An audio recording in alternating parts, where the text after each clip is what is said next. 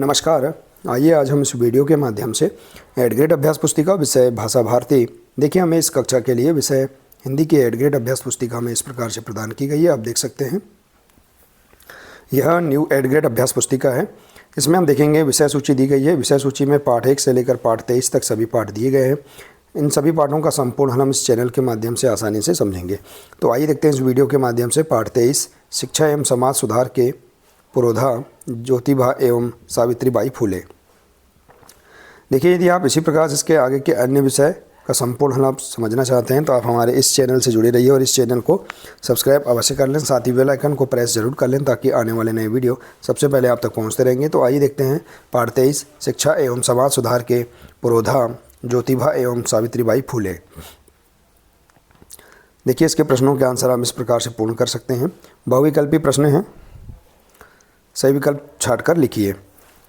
पहला प्रश्न है, अंधविश्वास और कुरीतियाँ मानव के विकास में हैं बाधक हैं। बी नंबर का राइट आंसर है।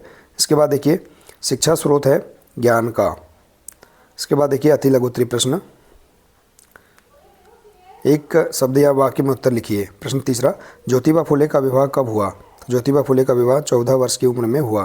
प्रश्न चौथा, सावित्रीबाई पढ़ लिख कर क्यों बनी? क्या बनी? तो सावित्रीबाई पढ़ लिख कर शिक्षिका बनी। प्रश्न 5, शिक्षा मनुष्य के किस अवगुण को नष्ट करती है? तो देखिए, शिक्षा मनुष्य के पशुत्व को नष्ट कर उसे देवत्व की ओर ले जाती है।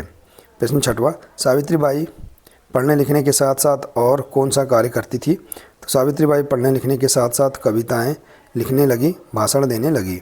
लघु उत्तरीय प्रश्न, प्रश्न 7, ज्योतिबा फुले को महात्मा की उपाधि कैसे मिली?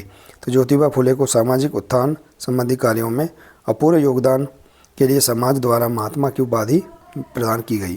प्रश्न 8, पुणे क्षेत्र में बालिकाओं में शिक्षा के प्रति रुचि कैसे जागृत हुई? तो सावित्रीबाई के शिक्षिका बन जाने पर वहाँ की बालिकाओं में भी पढ़ाई लिखाई के प्रति रुचि जागृत हुई।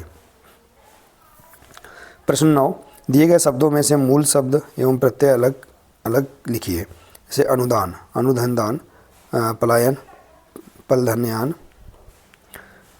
रासायनिक, रसायन, धनिक, उत्पादकता, उत्पादक, धनता और विश्वसनीय, विश्वास धननीय। तो इस प्रकार से हम इसका आंसर लिख सकते हैं।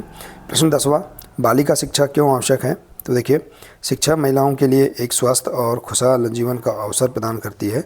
एक शिक्षित महिला ही काम में अधिक उत्पादक होगी और बेहतर भुगतान प्राप्त करेगी और उनके बच्चों, परिवारों और समुदायों के साथ उनके जीवन स्तर को ऊपर उठाती है।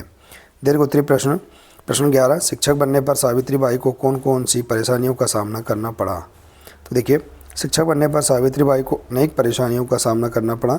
लोगों को यह बात सहन नहीं होती थी। रास्ते में उन्हें देखकर कभी हंसी उड़ाते तो कभी भला बुरा कहते। यहाँ तक कि कभी कभी तो कुछ शरारती तत्व गोबर, कीचड़, पत्थर आदि भी सावित्रीबाई के ऊपर फेंकते थे, किंतु वह बिना डरे शिक्षा देने जैसे पवित्र कार्य को निरंतर करती रही। इसके बाद प्रश्न 12वां, पाठ में आई कुरीतियों को दूर करने के लिए आप क्या क्या प्रयास करेंगे, लिखिए। तो पाठ में आई विभिन्न कुरीतियों को दूर करने के लिए हमें निरंतर प्रयास करना चाहिए। हमें लड़कियों को अच्छी तरह से पढ़ाना चाहिए ताकि विषम परिस्थितियों में वे साहस से लड़ सके, सामाजिक बुराइयों को दूर कर सके। तो इस प्रकार से देखिए, हम यहाँ पर इस पाठ के सभी प्रश्नों के आंसर इस प्रकार से पूर्ण कर सकते हैं। आशा है कि आपको इस पाठ के सभी प्रश्नों के आंसर समझ में आ गए होंगे। देखिए, यदि जानकारी अच्छी लगी हो तो प्लीज़ इसे अधिक से अधिक शेयर करें, वीडियो को लाइक करें और इसी प्रकार से इसके आगे के अन्य सभी पाठ का संपूर्ण हल समझने के लिए आप हमारे इस चैनल से जुड़े रहिए। मिलते हैं इसी प्रकार से इसके आगे के अगले नए वीडियो के साथ। नमस्कार।